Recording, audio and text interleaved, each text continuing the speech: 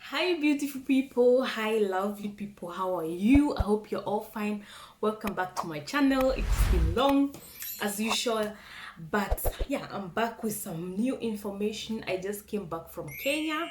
As you can see, my color has changed. I've been tanned. The sun, good food and good people and positive people, happy people. So yeah, I just came back from Kenya. It's been a week now since I came back. I was in Kenya for 3 good weeks for a holiday and also seeing my family.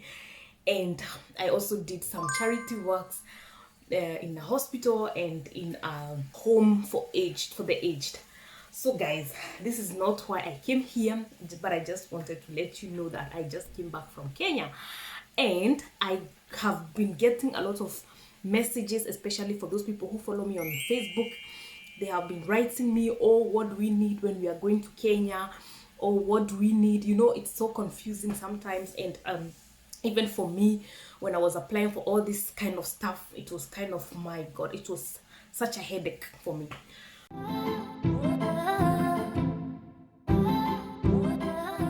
So guys, what you need when you want to travel to Kenya is, if you have taken the German passport like I've done, you need to do an e-visa. The e-visa, you will find it, you will go to the Kenyan embassy in Germany, as in Berlin, and then on their site they are going to show you all the traveling requirements that you need for Kenya, and then they are going to give you a link where you can go and apply for the e-visa.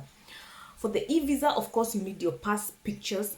The past photos, they are not supposed to be like, you're not supposed to cover your ears, all these kind of rules. So you should show your ears. You should not be wearing any uniform that is covering you or something like that. And then you do the past pictures. They should be the actual, like they should not be so old. And then when you do those past pictures and then you apply, you do everything is online. Like they will guide you page by page of how you're going to fill in everything. Guys, you need an invitation letter. Like seriously, it's your country, we know, but the law has changed. So you need an invitation letter. So you let the person you're going to visit, like for me, I let my mom write me an invitation letter that I'm going to visit her. And yeah, and then the invitation letter also, you have to download it in when you're doing the e-visa. So you need to download your past pictures and you need to download the invitation letter. So guys, it was so tricky for me because I was like, my god, I was getting a lot of headache because I didn't know there's this form that they need JPG form. They don't need like PDF. JPG form is what the pictures you do with your phone, guys. And I don't know, because of the stress of traveling and running up and down and still working at the same time, I was so confused. So I went, did the pictures and all that, and then I tried to let the guy who was doing the past pictures for me, turn them to JPG, and he charged me on top of it. And then later I came to realize you could have done this thing yourself. You could have just taken your phone and make the picture so well that it should be clear, and then make a picture of also the invitation letter and then just download. Sorry guys, I'm cooking at the same time, so my head was so boiling. And then later I just hit my head and I was like, why didn't you think of this at the beginning? Anyway, this is a shortcut. Just take your phone and then make a picture of the past picture and then make a picture of the invitation letter and then just download it.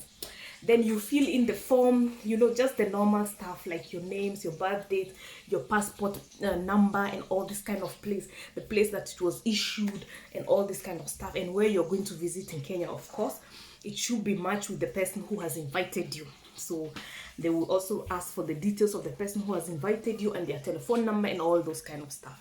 So it's so easy for me. It was very easy. Only that picture part that was kind of confusing me, and I was doing all these things when I'm at work and I didn't have this patience.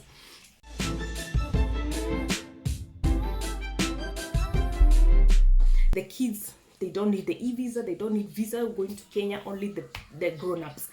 And it's so good because you know how corrupt Kenya was. You know, we used to travel and then you have to pay for the visa at the counters, and then sometimes you give them like it was that time, I think it was 40 euros. You give them the 50 euro and then they are like, we don't have change. So this one, you just do it and it's like, I think it's 52 euros if I'm not wrong, or 51, because they are charging like $1 or dollar, not euros. They are charging like $1 this because of the printing stuff and all those things. I think it's like Gebühr for Bearbeitungsgebühr. And then you need to pay the visa. You cannot do Überweisung, you cannot send money anywhere. You must have a credit card. A credit card. The credit card, it can be prepaid. Like for me, I never had credit card, so I had to apply for a credit card with my bank. And then I just a prepaid one. That's what I did. I applied for a prepaid because I'm someone who is against credit card, because it just gives you the mood, you know, to just buy anything you want to buy because you have it. So for me, it's a no-go. I never had it before and I have never wished to have one. So I had to apply one with my bank, but it came so fast. And then a prepaid one, and then I just put money inside, and then I just paid for the visa. So that's so important, because the credit card also, I think it should be reading with the names of the person who is applying for the visa, something like that, if I'm not wrong. Yeah, the other thing is, guys, you need to go to Global Heaven. I'm going to link all the links down in the description box. You have to go to Global Heaven, and then you have to download your vaccination certificate. You have to download it there because they verify it. They have to verify it before you go to Kenya. And then you have to do a PCR test. The PCR test should not be more than 72 hours. So it should be within the 72 hours. And then you download those two things, the PCR test and the vaccination certificate or the vaccination card. You know, you just type everything. Like you have to type when you were vaccinated the first time, the second time, and the kind of vaccine they used. And then they are going to verify all these kind of details, your names, of course, and all that. And then they are going to certify it that it is correct, that is not fake. Because, you know, nowadays people are faking stuff. So those two things, you have to go to Global Heaven and download them. Guys, these things, you can't do them in Kenya, because even in the airport, you must have them in paper way. Like you have to present them to the airport so that they can let you travel. So when you do the Evisa, that something I really forgot. When you do the Evisa, please, they are going to ask for your email address, but they are not going to send you the Evisa in your email address, guys. Nope. So you can be waiting and be watching your email, but they are not going to send the visa there. What you do when you go to apply for the Evisa, you have to register yourself. You have to register yourself with your names and the correct email address and the correct number and all that thing. But when you register, of course, you register with the email address, and then you have to give your password the way you want. So within 24 hours, my visa was already out. You have to go in the same e-visa page, and then you log in, and then you check if your visa has been worked on. You have to be checking if the visa is already done. So for me, 24 hours, my visa was out. It was so fast, guys, and it's so convenient. So when you get your e-visa, please, you have to go and print it. It has to be in paper form, so that when you're going to the airport, you have the paper form of e-visa, and then you have the paper form of the certified vaccine card, and then the paper form of the certified PCR test. 3 things for now.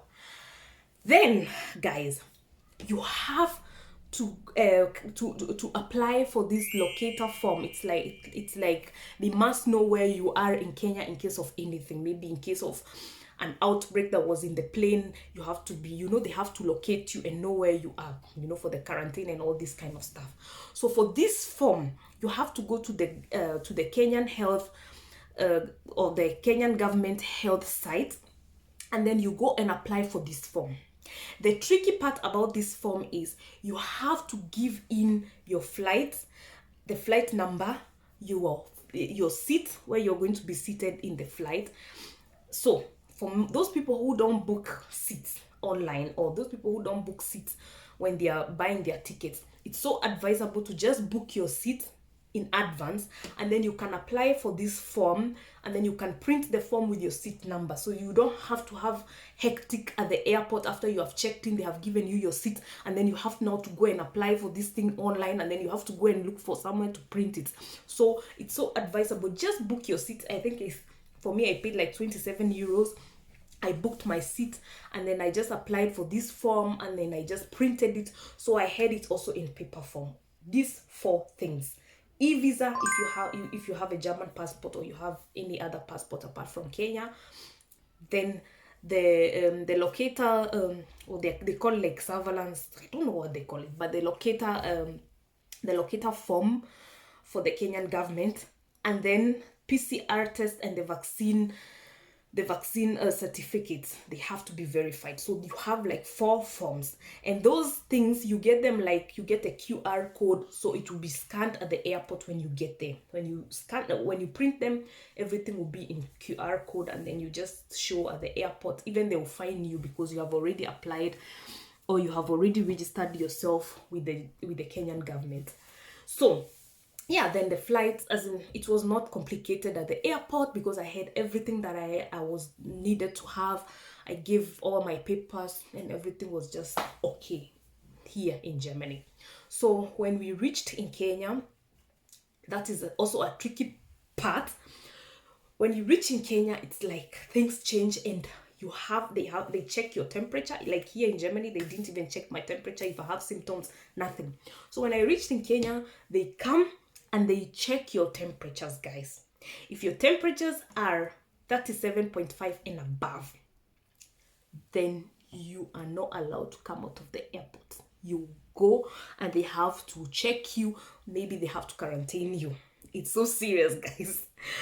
So we had to do that, and many people, actually, I don't know, even you can get, some people when they fly, they even get like flight sickness just for a few hours, and then maybe when they go and sleep and rest, everything goes back. So many people were having like 37.7, 37.8, and they were not allowed to go out. Like they had to sit down and wait until somewhere is arranged where they can go and quarantine themselves. It was so crazy, guys. Even some kids, kids, how they react in the flight, and then maybe they can get fever, but it's nothing serious. But it was so serious in Kenya. And then they check, they have to, the QR codes that you have already printed, they scan them, and then if everything is okay, they just allow you to go.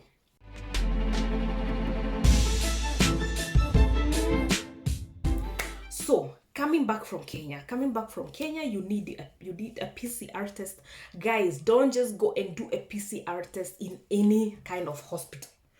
Check, there are those hospitals which have been certified by the government that they are allowed to do this PCR test for traveling. So check around. Like for me, I went to Gertrude's Kids Hospital in Muthaiga. That's where I did my test, and for me it was so convenient because it's near our home, and I didn't have so much stress. There are some places like Nairobi Women's Hospital, Nairobi Hospital, Aga Khan, all those kind of hospitals you can go and do the test, and the prices vary. So the prices start from 5,000 going up. For me, I paid 7,000 Kenyan shillings at Gertrude's Muthaiga. Of course, it's expensive, but for me it was okay because I just wanted to have my peace. I didn't want to go to a hospital where maybe they'll go and forge my things and then say I'm positive and I'm negative, and then later have to pay more money, even have to pay for another ticket and all this kind of stuff. Because I've seen people going to crazy hospitals, and then they get their test, because after you have to show your passport, especially if they see you have a foreign passport, they try to kind of use it against you. You understand? So it's like they just do the test and then they just say you're positive and you're negative, guys. I went to Gertrude's Muthaiga and I did my test, and what the best thing was, when I did my test, I did it in the morning, and then by evening, by 9 p.m, I had my test back. It was sent on email, and then on the next day I just went. The next day is when I was flying out, so I just went and then printed it out, and that was it. For me, it was very, very, very convenient. So when you're traveling to Germany, your PCR test should not be more than 48 hours. So when you go, maybe like that hospital, they'll ask you, mostly they ask you, when are you traveling? And then you tell them the date, and then they check, then they can advise you it's too early or it's too late. So take note of that, guys.